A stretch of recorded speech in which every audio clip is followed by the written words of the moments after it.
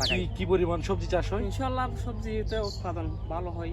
ফটিকছড়িতে কিন্তু হালদার যে চর বা হালদার যে পাহাড়টা বলে সেটাকে কেন্দ্র করে এখানে অনেক ধরনের সবজির চাষ হয়ে থাকে। তেল পাচ্ছি না, এখন সার পাচ্ছি না, সুযোগ টাকা দিয়েও কি জি। বাজারে সার নাই। তো এই ধুন্দুল এখন বাজার মূল্য কেমন? এটা এখন বাজার মূল্য আমরা 30 থেকে 35 টাকা। পাহাড় আর সমতলের মিতালি ঘেরা চট্টগ্রামের ফটিকছড়ি, যেখানে কৃষকের ঘাম মিলেমিশে তৈরি হয় আগামীর স্বপ্ন। এবার এই জনপদে সবুজের সমারোহে যোগ হয়েছে ধুন্দুল। মাছায় মাছায় ঝুলে থাকা এই সবজি যেমন কৃষকের মুখে হাসি ফুটিয়েছে, তেমনি এর আড়ালের কিছু অপ্রাপ্তি ভাবিয়ে তুলেছে তাদের। ফটিকছড়ির এক সফল কৃষকের ধুন্দুল বিপ্লব আর তার না বলা কিছু গল্পের খুঁজে আজ আমরা এসেছি সরাসরি মাঠে। নাম মোহাম্মদ লুকমান। লুকমান ভাই, এই আমার একদম ছোট কাল থেকে আমি কৃষিকাজের সাথে জড়িত। আচ্ছা আচ্ছা আচ্ছা একদম ক্লাস 6-7 পর্যন্ত করি, আইয়ার সাথে কৃষিকাজের সাথে একদম সম্পৃক্ত। এখানে কি পরিমাণ কৃষক এই চাষ করে আপনাদের সাথে? এটা আসলে বিশাল, এটা কুম্ভরপাড়া এলাকা, এটা বিশাল কৃষিপূর্ণ এলাকা। জি জি। বিভিন্ন সারা বছরই সবজি হয়। আচ্ছা। শীতকালের টাইমে শীতকালের সবজি, বর্ষাকালের সময় এভাবে আমরা সাং দিয়ে দুন্দুল ভেন্ডি এভাবে লাগাই। কি পরিমাণ সবজি চাষ হয়? ইনশাআল্লাহ সবজিতে উৎপাদন ভালো হয়। আচ্ছা।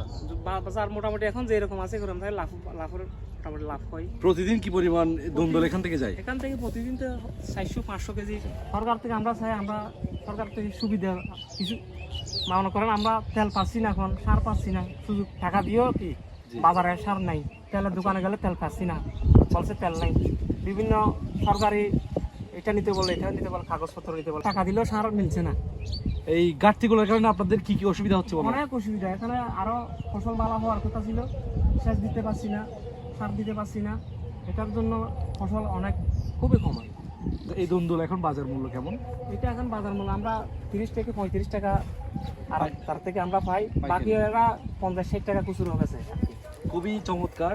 এখন থেকে আমরা কিন্তু অগ্রিম করি আগাম বেচার জন্য। আচ্ছা, ভালো মূল্য হ্যাঁ, পাচ্ছেন। মূল্য পাওয়ার জন্য। এখন যদি না করি, সবাই তো একসাথে করলে আর বেচা যায় না ওই সময়। আচ্ছা আচ্ছা এটা একটু আমরা অ্যাডভান্স আগে 2 মাস আগে অ্যাডভান্স একটা বীজ বাজাই আর কি। কৃষকের মুখে শোনা স্বল্পতা এবং সফলতার গল্প সহ কৃষি বিষয়ক নানা তথ্যপাত্র জানতে ছুটে গেলাম উপজেলা কৃষি অফিসার আবু সালেকের কাছে। আপনারা জানেন যে ফটিকছড়ি একটা কৃষি সমৃদ্ধ উপজেলা। এখানে আসলে সারা বছরই ব্যাপী বিভিন্ন ধরনের কৃষির যে কার্যক্রমগুলো সেটা চলে। আমাদের উপজেলা কৃষি অফিসের মাধ্যমে আমাদের যে এখানে কৃষক ভাইরা আছেন তাদের যে অ্যাক্টিভিটিসগুলো আছে সেগুলো তাদের পাশে থেকে পরামর্শ দেওয়া, তাদের কোনো অসুবিধা হচ্ছে কিনা সেগুলো দেখভাল করা, এটা আমরা নিয়মিত করে যাচ্ছি। পাশাপাশি এখানে আপনারা জানেন যে এখন শস্য মৌসুমে অন্য জায়গাতে সবজি কম হলেও ফটিকছড়িতে কিন্তু হালদার যে চর বা হালদার যে পাহাড়টা বলে সেটাকে কেন্দ্র করে এখানে অনেক ধরনের সবজির চাষ হয়ে থাকে। পাশাপাশি আমাদের বেশ কিছু ইউনিয়ন আছে যেখানে সারা বছর ব্যাপী সবজির চাষ হয়। বাগানবাজার, দাঁতমারা, এখানে নারায়ণহাট, ভোজপুর, নাজিরহাট পৌরসভা, আমাদের সুন্দরপুর আছে, হারলছড়ি আছে, ক্ষীরাম, এই ইউনিয়নগুলোতে প্রচুর পরিমাণে সবজি সারা বছরই হয়। তো এই মৌসুমে আমাদের খরিফ এক মৌসুম যেটা আমরা বলি, এই মৌসুমে আমাদের প্রায় 4800 হেক্টর জমিতে বিভিন্ন ধরনের শাকসবজি উৎপাদন হচ্ছে। তার ভিতরে প্রায় 245 হেক্টর জমিতে আমাদের ধুন্দুল আছে। তো ধুন্দুল আসলে খুবই এই মৌসুমের জন্য খুবই একটা সুস্বাদু এবং বেশ হাই ভ্যালু ক্রপ যেটা বলি আমরা, উচ্চমূল্যের ফসল, যেটার বাজারে খুবই চাহিদা থাকে।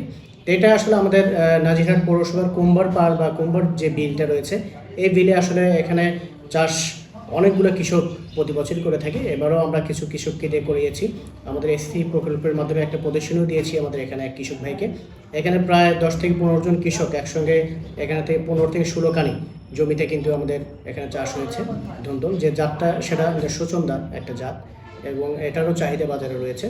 সব কিছু মিলে আলহামদুলিল্লাহ এখন কৃষক হারভেস্ট করছে বেশ কিছুদিন হলেই, বেশ ভালো অবস্থায় আছে। এটা যদি প্রাকৃতিক কোনো দুর্যোগ না হয়, শেষ পর্যন্ত যদি তারা হারভেস্ট করতে পারে, আলহামদুলিল্লাহ তারা একটা ভালো লাভ পাবে। এবং অন্যান্য যে কৃষকগুলো আছে সব কিছু মিলে আমি যেটা বলবো যে ধুন্দুল, চিচিঙ্গা এগুলো আসলে আমাদের শরীরের জন্যও ভালো এবং বাজারের যেহেতু দাম আছে, অন্যান্য কৃষককেও বলবো যে ভাই আপনারা চাইলে এটা করতে পারেন। আমাদের যে পরামর্শের যে বিষয়গুলো, টেকনিক্যাল যে সাপোর্টটা, সেটা আমরা অবশ্যই আপনাদের পাশে থেকে দেবো ইনশাআল্লাহ।